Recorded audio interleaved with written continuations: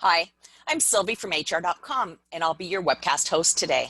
We're happy you could join today's webcast, Managing Performance in a Hybrid Working Environment, sponsored by Clear Review. This webcast has been pre-approved for 1 HRCI and 1 SHRM credit. Please be sure to attend the complete webcast in order to receive your credits. Throughout the webcast, you're welcome to submit your questions using the Q&A tab on your controls, and we'll do our best to get to them. And it's now my pleasure to turn it over to Clear Review. Hello, everyone, and thank you for joining us on HR.com's Global Tech Symposium. My name is Jen Thanis. I'm an account executive with Clear Review, and I'll be your host today on a discussion of managing performance in a hybrid working environment. As mentioned, each attendee will receive the presentation and links as a follow-up to this webinar, and feel free to send us questions along the way, and we'll be moderating the chat. Leading our discussion today is Clear Review's Head of Performance and Change Expertise, Amira Kohler. Amira has over 20 years of experience enabling organizations to succeed and transform, delivering effective performance management, delivering her strategic yet thoroughly practical approach with a variety of organizations of all sizes across the globe. We'll also have a special guest with us, Michael Tuso, the Director of Revenue Performance for Chili Piper, in which he'll share how Chili Piper has succeeded in remote work throughout their organization's history. COVID-19 unfortunately seems here to stay, impacting all aspects of our lives, both personally and professionally. Evidence shows that we are working in a new area of hybrid working, blending the challenges and opportunities of remote and office working. How can we maximize people's performance and engagement in this new scenario? Should performance management processes change? In this newly rapidly changing world, the old rules no longer apply, so we'll need to reconsider our performance management processes and practices. Now, I'll hand it over to Amira to begin our presentation and share aspects of what we'll be covering today. Thank you very much, Jen, and hi everybody out there. I'm so pleased to be talking with you today on this fascinating subject of managing performance in a hybrid world, which many of us are probably scratching our heads about right at this moment. It seems very topical.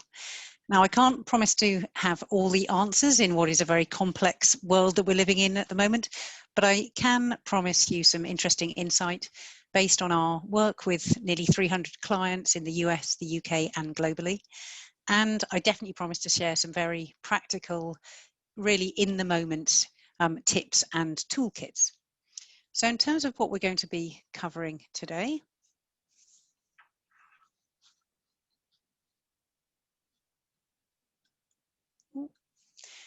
so hopefully this is what you are expecting from today's webinar. And please do definitely stay tuned for Michael's fascinating case study on Chili Piper. So let's start with this question. And I wonder what happened in your workplace earlier this year, maybe in the around the sort of March, April kind of time. I wonder whether you were one of the millions of workers globally who, like me, went from being mainly office-based to 100% home-based overnight. And are you now in a state of slight paralysis, wondering what next for your workplace, whether it will go 100% office-based ever again, or whether everybody will stay working from home in a fairly permanent way, or whether maybe there'll be some sort of mixture and hybrid of the two. And that's, I guess, what we mean by hybrid working, maybe a kind of best of both worlds. And I wanted to share with you some really interesting statistics from both the UK and the US on this, because it does look like hybrid working is likely to stay around, at least for the foreseeable future. And the idea that we were all, it was just COVID was going to be very temporary does sadly not seem to be the case. So these are some stats from the UK that I'll just let you have a moment to read.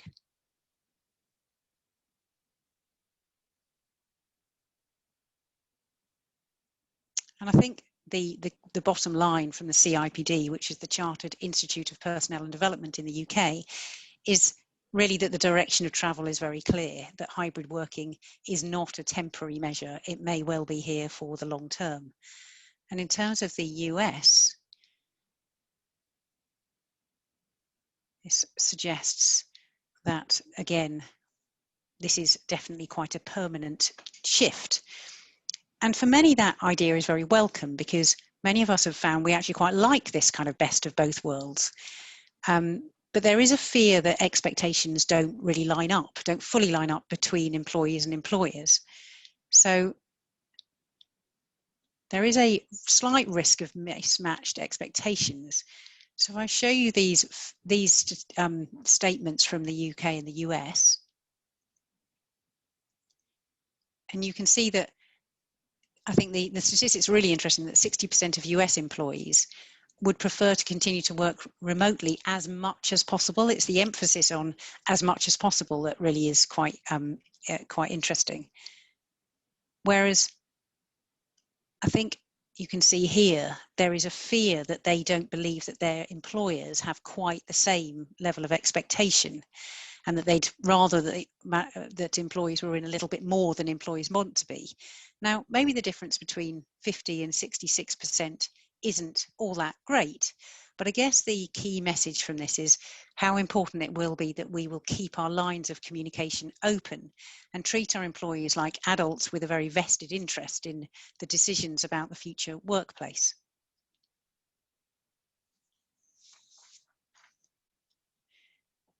And there are some really quite significant risks with hybrid working, which we have to really actively manage within our organisations. So one significant concern is about a loss of plurality in decision making, for instance, for childcare, for women with childcare responsibilities. And I guess the question is whether people are going to be left out of these key decisions that affect them in a very personal as well as a professional way. And the fear is that it will be all the white middle-aged males, who often are the guys who are making the decisions at the top of the organisations, who are going to be making important decisions on behalf of others without full consideration to all the viewpoints. And there are some quite worrying stats here that you can see 42% of managers think it's going to have a negative impact on females, whereas only 20% think that's going to have an impact on men. So it shows the impact as well will be potentially felt quite unequally across our organisations in the future, maybe putting back progress that we have fought very hard to make over previous years. And it's not all bad news.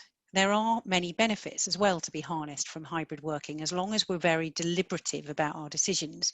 So in terms of childcare, there is a different side of this, which is that actually the pandemic forced us very quickly to discover that flexible remote working really could work, and that suddenly overnight all those changes were forced upon us.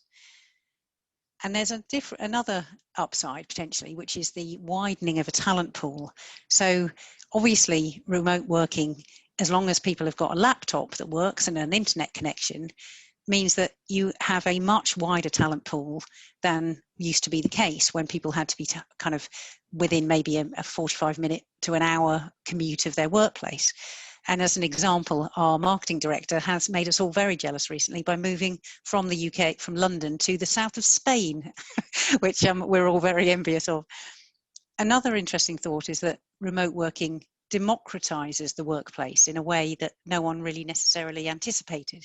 So if no one is physically in the room together, in the headquarters, for instance, making the decisions, then maybe everybody is in the room together.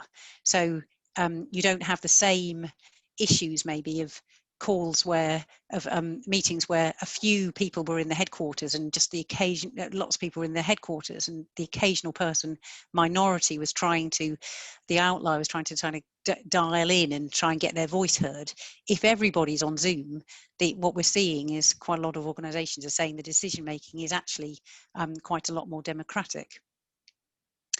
So there's lots of different ways of considerations and aspects that we need to consider.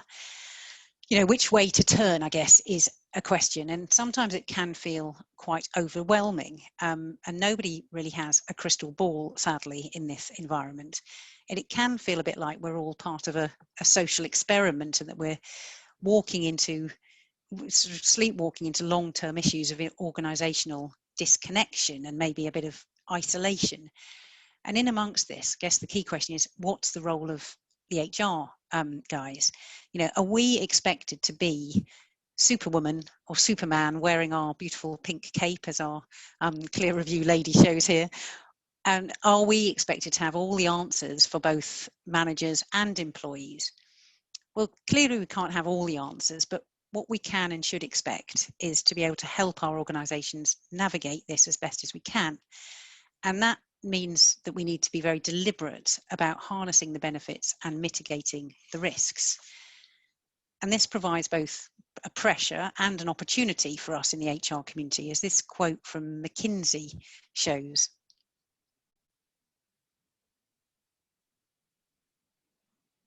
So McKinsey, you know, they say that this is actually you know, there's lots of opportunity to be harnessed here, and that chief HR officers have a key role to play in making sure that change sticks. So no pressure on any of us then. And we firmly believe that change is afoot in the really important field of performance management and maybe people management as an even wider way of looking at some of these issues. And that we have an opportunity right now to stay really alert and to make some key changes where needed.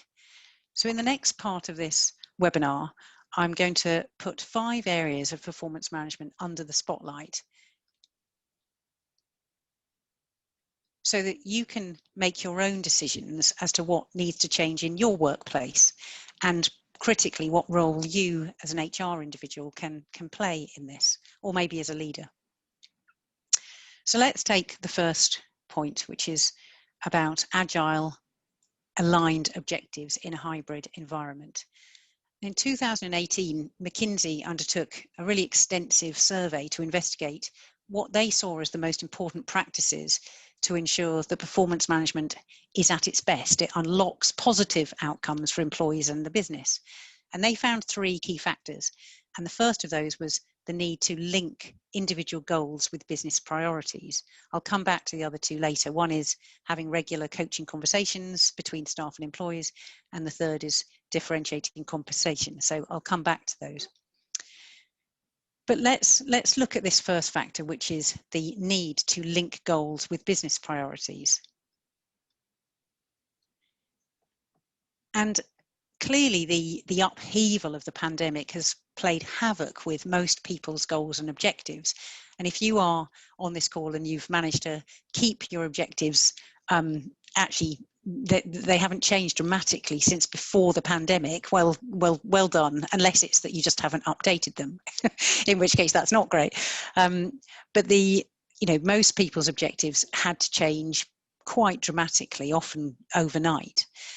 And yet the irony is that in these uncertain times, leaders need to give people as much direction and as much clarity as possible to help them make sense of the ambiguity and the uncertainty.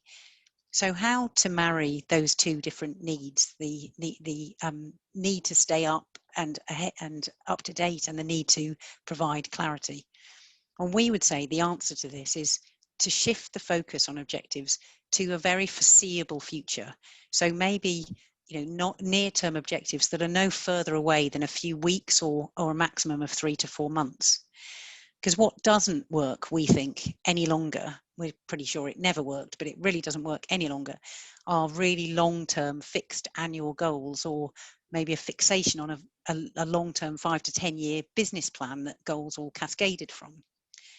And what needs to change it is a focus on much shorter term horizon goals that give employees a sense of direction and purpose in these uncertain times, helping them cut through the ambiguity and the complexity.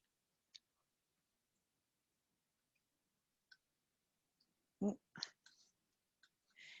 next point is to focus on output, not input. So it's absolutely critical that objectives are really focused totally on what is the outcome that you are trying to, that you need from an employee. And the risk that we are seeing certainly in the press is that some managers are replacing an old style office presenteeism type culture with an obsession with metrics that measure time spent on the computer at home.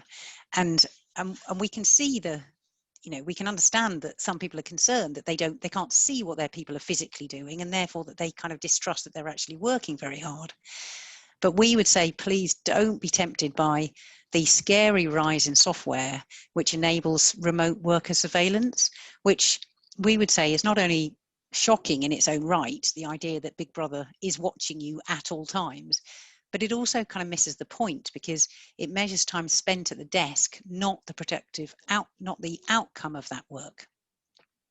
So the secret to this probably is to empower managers to tailor goal setting, because they need to be given the expectation, the authority, and the flexibility to enable goal setting that works in their environment, which will be completely different, and maybe different even within an organization where some teams, their goals might have changed very dramatically, whereas others might really be much more stable despite the pandemic.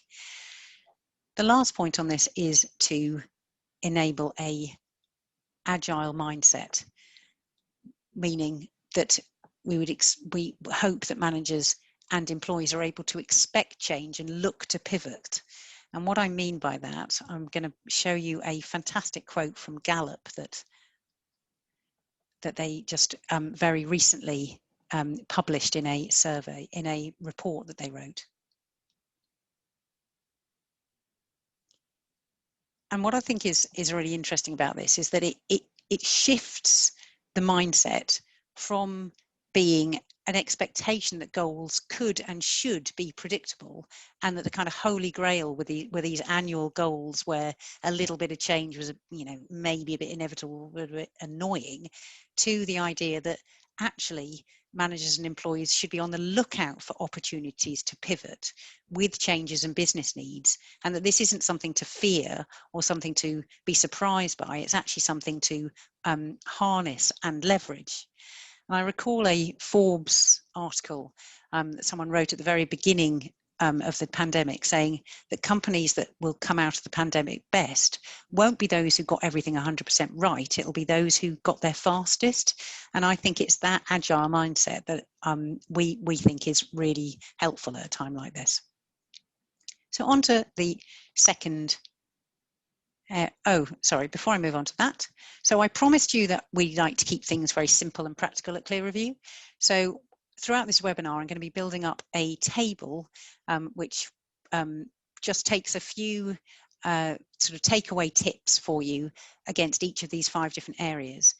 So the first one you can see here has considerations always for managers and HR that hopefully summarize some of what I was just talking about.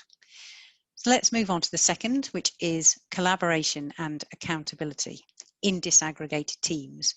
So you might recall that I said McKinsey said there were 3 key factors. The first was the need to align employee goals to business outcomes. The other is the need for managers to have regular coaching conversations with their staff to really stay in touch. And if that was relevant back in 2018, well, the pandemic has just made it so much more so, because the need to stay connected when you can't physically have a meeting or a water cooler moment with your member of staff is so much more important. And this quote from Gallup, I think, really brings this to life.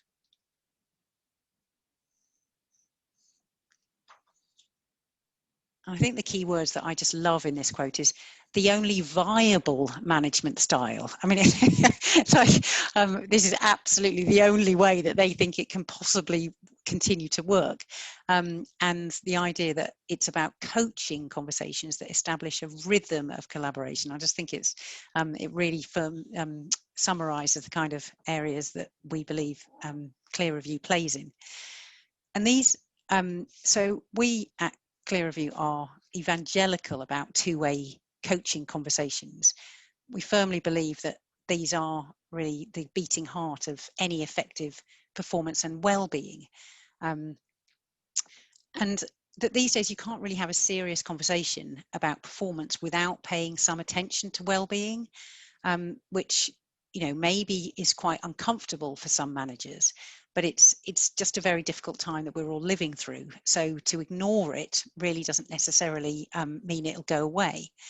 But we're very aware that managers find this stuff really hard, and maybe, expect you guys in HR to give them all to be able to be there for all of their employees as well as their own. So the way in which we'd encourage you to think about this is to just make it really easy for them. So, for instance, to give employees and managers some prompts for discussion in these performance and well-being check-in conversations. And Jen, when she does the demo after this webinar, we'll be showing some of those prompts for discussion that we recommend our clients use.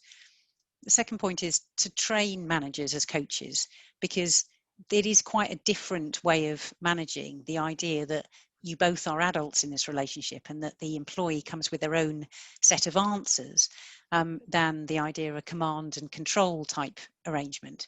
So you do need to probably spend some time explaining that to managers and giving them some chance maybe to rehearse that. And then I think it's really critical to give employees as much ownership as possible and to really empower them to see this as something that they also have a stake in. So maybe a really practical thing at the end of these check-in conversations, expect the employee to record the agreements and the action plan so that the responsibility is shared. And also to remove any bureaucracy and paperwork. So we can be masters in HR of having a policy for this and a guidebook for that, but maybe this is the perfect time to strip it all down and take it back to basics. The other point is to really widen as much understanding and trust between colleagues as possible. So it's fantastic to have a great relationship between the employee and the manager, but they obviously, if you have all your workers maybe separated in their different home environments, or increasingly maybe just coming back in small teams, maybe into the office, that still means that it's not the same. You don't have the same kind of physical relationships as you did before lockdown. So I think it's really useful to encourage as much 360-degree feedback as possible between colleagues. And the last point on this is focus on collaborative goals more than ever in a hybrid working environment. So what I mean by collaborative goals are not just those individual goals that we all have for the elements that we individually are responsible for, or even maybe those team goals that within a team we are responsible for, but collaborative goals are those kind of multidisciplinary projects that maybe we're involved in, where we collaborate with people maybe outside our direct work team. And we're seeing, since we've implemented collaborative goals within our system, a huge increase in interest and the importance of collaborative goals.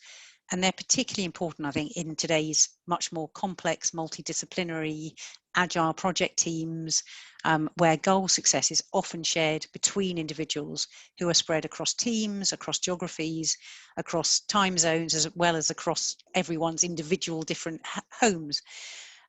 So we would say that setting collaborative goals is a really is something to really try and encourage in modern organisations that are hybrid working. So the takeaway tips that I would suggest for this one are check in, not check up, which I think is quite a nice little takeaway. And you can see that the tips for HR are to really give them some in the moment guidance to help them get it right.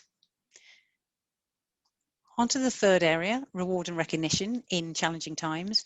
So far we've talked about 2 of the 3 McKinsey factors, linking goals with business priorities and regular coaching conversations. The third of these areas is probably the single thorniest, most difficult subject facing many of our organisations today in this very, very challenging downturn, which is affecting pretty well, it is global, of how to differentiate compensation, how to keep people motivated in these really, really difficult times. And I think one of the reasons why this is so difficult is because we just don't have a playbook for these kind of times. We've never had a global downturn all at the same time. And back in March, Facebook announced that it would be giving all of its 45,000 employees the same exceeds expectations performance review rating for the first 2 quarters, which was an interesting way of looking at it. Whereas some companies we are talking to are focusing their next review cycle altogether. We wouldn't recommend that. And others are just scrabbling to make last minute changes to try and make sense of a diminished budget pot and a very difficult economic environment.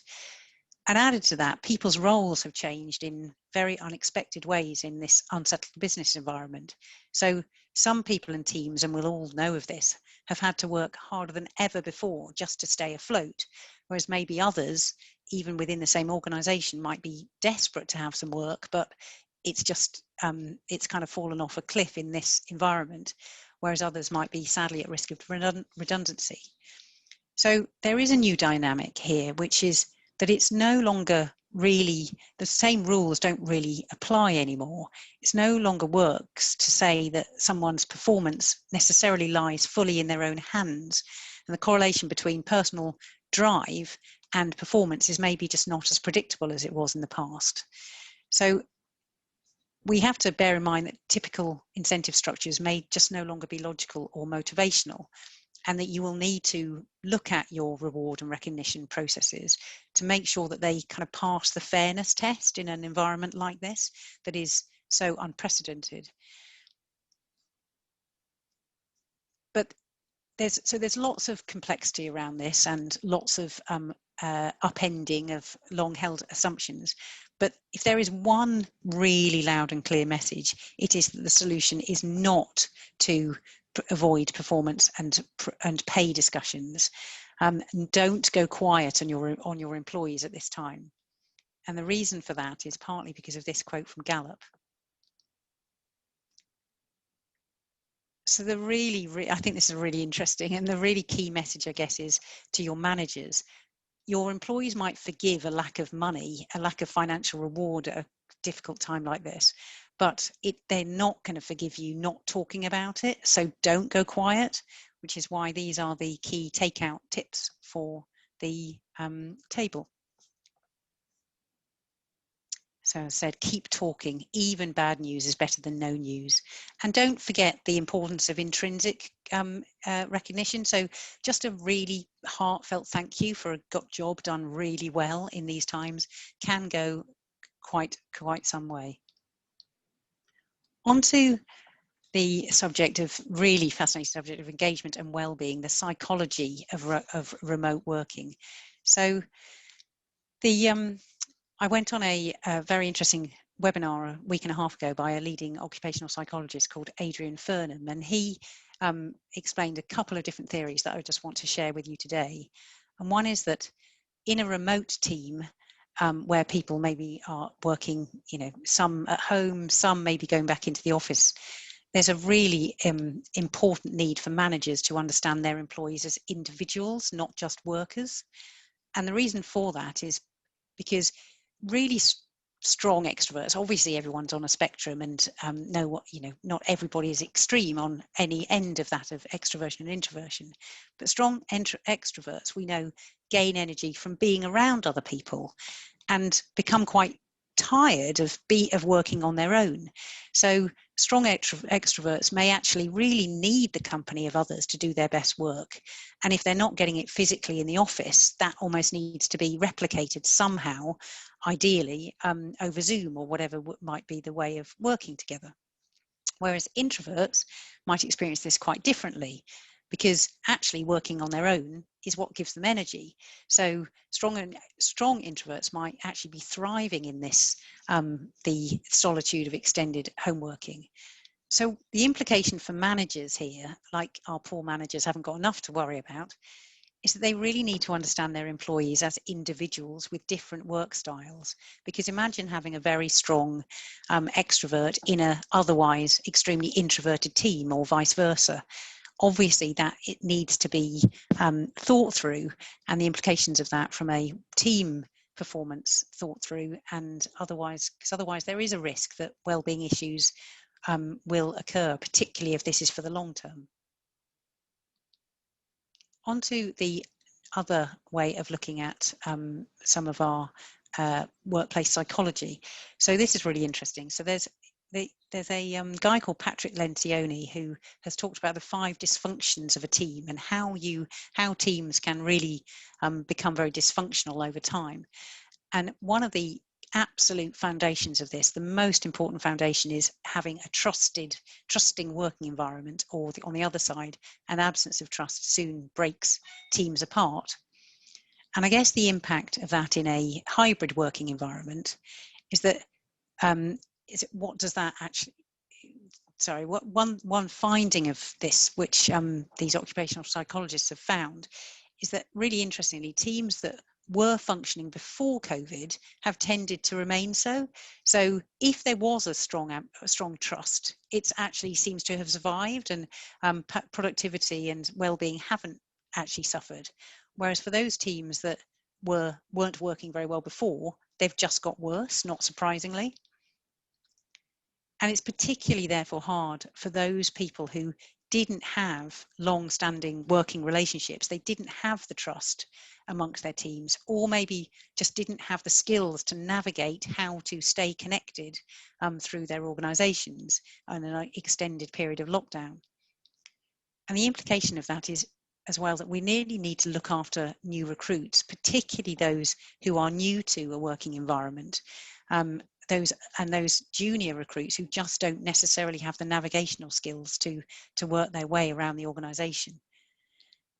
And therefore, in this environment, it's really incumbent, I think, on managers and us guys in HR to really help them in this. It's not fair to expect a young worker or a new worker to be able to build the trust without us providing some of those opportunities and avenues for that. So these are my takeaway tips for this. And here, my point here is identify, guide and challenge accidental line managers. So we will all have, sadly, some of those line managers who we probably would quite like to not really be in management roles in the first place, and they'd quite like not to be, but they are, and they have a duty of care towards their people. And so your role probably is to kind of work out who they are, give them a bit of a kick, give them a cajole, give them some training, give them some guidance, but to make sure that they are connecting with their people. Finally, and I will talk through this very quickly, my 5th element is looking at performance data. So in terms of, and we are quite obsessive about performance data in Clear Review, because so often performance management doesn't actually have useful data that comes out of it, systems. And once you've got a system, hopefully you can build on some fantastic insight and draw the analytics that we in HR really need to have. So the first point I'd make is use a range of data and analytics to build a comprehensive picture of performance, because the old rules, as I've said, often don't apply anymore. So if it used to be a fairly safe bet that you could predict that someone who was completing all their objectives was a high performer, and vice versa if someone wasn't, that may just not apply anymore. So you may have to draw from a much wider range of measures to really understand, to really get a complete picture of performance. The second is to really pinpoint those few and key performance measures that matter in your organization. So ask first why you want to measure performance, because if you are measuring performance so that you know who your top performers are, or who to give the reward to in this difficult working environment, they might be different. They might lead to different answers and different measures. So start with why, then work out what you need to measure, and finally how. And sadly, we think quite often it's the other way around. So people are measuring stuff because they can, not because they should. And finally, really important, particularly considering what I was just saying about the importance of engagement and well-being, do stay alert to that. Use pulse surveys wherever possible to spot any early warning signs. In our system, we have both engagement embedded within a performance management software, which Jen will be showing in a little while, which really helps managers to stay attached and stay connected to their teams. So this is my final takeouts on the side of performance data.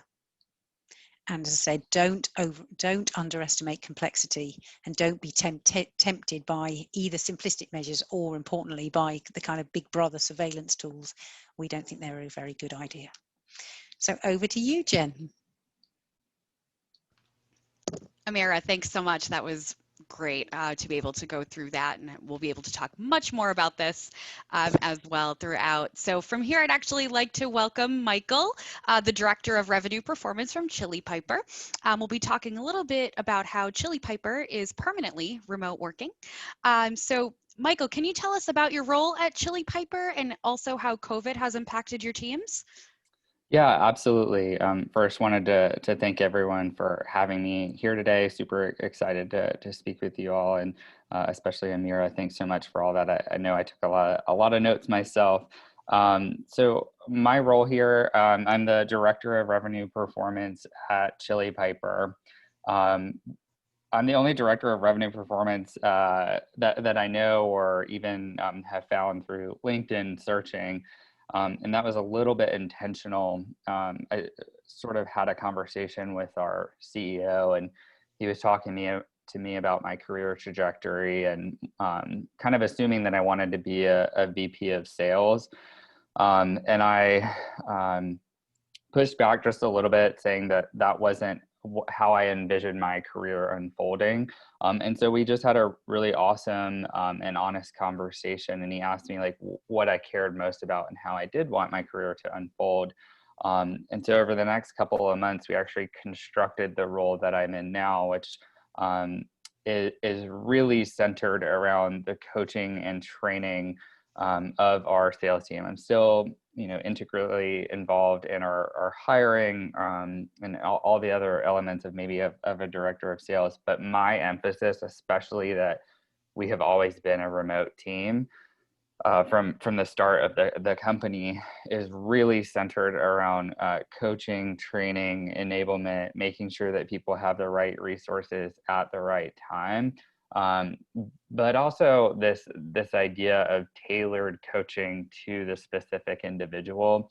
So like most people, I come from mostly working in an office, where performance is really measured, especially on sales teams, through this idea of emulation. How many times have we heard, emulate the top performer? What's the top performer doing? We've turned that on its head a little bit and really focused on individual coaching to the specific people in the company. And I've had some really awesome results with that, and have worked with and get coached a lot of other companies on that topic as well. So that's a little bit about what I do here. All of my coaching and training is in the context of revenue. So I work with sales development representatives, account executives, and account managers. So all frontline revenue people. As far as like how COVID impacted us at the height of kind of everything going on for us was the middle of March. I sort of had this thought that whenever uncertainty is present, humans just naturally freeze up. There's a lot of data and studies around that idea. And so, I haven't sold through a major crisis. I was in college during the last big economic crisis, so I didn't have that experience to lean upon. So everyone kind of in the company reacted in a really similar way. And it really boiled down to two things. And it was, we're going to invest in our people and we're going to invest in our product. So we thought it was really important to kind of to do that, regardless, no one knew what the outcome would be, then, or how long things would change. A lot of our customers needed help. So we offered some advice there and did some webinars around working in a remote context. But really those two things were the biggest things that we invested in. So the first kind of 2 weeks in particular, we made tons of resources available. And then we really socialized that internally and continue to do so. So brought in additional resources. Like I even like little things like bought master class accounts for people, or, different like sales training items, and double down on that. We were super fortunate that our expansion numbers overtook the churn numbers. We were seeing similar churn numbers to a lot of other SaaS companies in this space. But we were very fortunate that that strategy really enabled us to sort of sell through, especially this summer. And we actually closed our Series A at the end of the summer. So we feel very fortunate, you know, as a company. And yeah, so that's a little bit of what happened to us in COVID, and a little bit about my role. Yeah, no, that is great, especially with the focus of you being able to really look internally to create those resources and really being there for your people. That's so important right now. And on top of that, do you have any practical suggestions to increase collaboration and empowerment within your teams as well? Yeah, I couldn't agree more with the statistics and everything that Amira shared. Totally in line with, you know, what my personal and what our company's experience has been, you know, in addition to those data points. We really try to build in collaboration into the fabric of our company. So we try to turn a lot of things on its head that aren't always like quite intuitive. So for example, I'm in charge of our weekly Friday training for all of our revenue teams, but instead of just me doing it every week, which is what I did for a couple of years, I flipped it on its head actually before COVID, and it's crowdsourced within the company. So every week we have a different topic, and it's so much more engaging, so much more interesting, and so much more ownership uh, from the people in the company, because you know eventually one day you'll be presenting, and so you have this like really cool ownership that takes place. And so that's one example. You know, I kind of view this topic as like a muscle, and if you don't exercise the muscle, you know, it kind of tightens up, it doesn't work as well, things like that. And so this topic of collaboration is a really interesting one if you really kind of jump in with both feet, and try things. You know, we didn't know if this, you know, training model, for example, would work.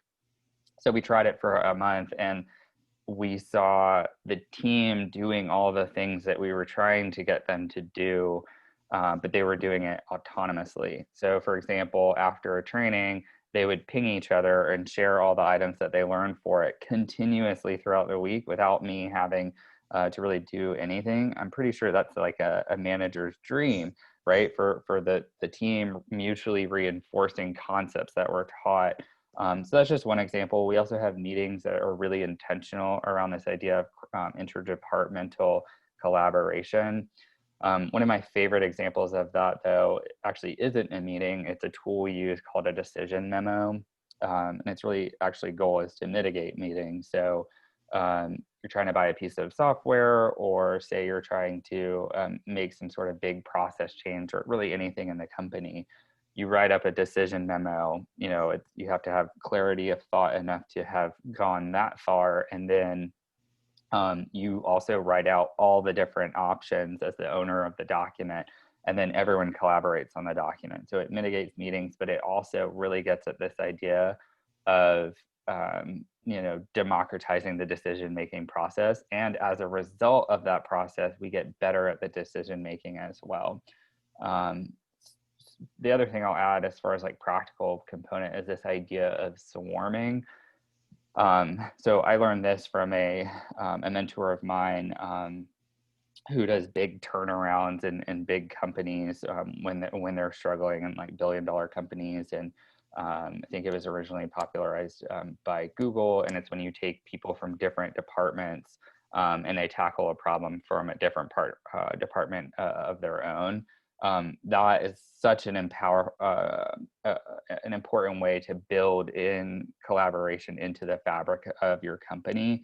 And really what I'm getting at with all of these different things as the director of revenue performance is really focus on building a culture of learning where people feel an autonomous connection to their work. And if you have that, now we're in this space of collaboration. Now we're in this space of empowerment. You know, aside from sleeping, like we don't spend our time in any other place more than we do at work. So I think that it's supremely important that people feel a deep and meaningful connection to what they're doing. And I really try to do that in a way where it's autonomous and enabled, and really kind of helping the person, which is a stark contrast from when I worked in the office. And I think that is a good thing for the worker and a good thing for businesses.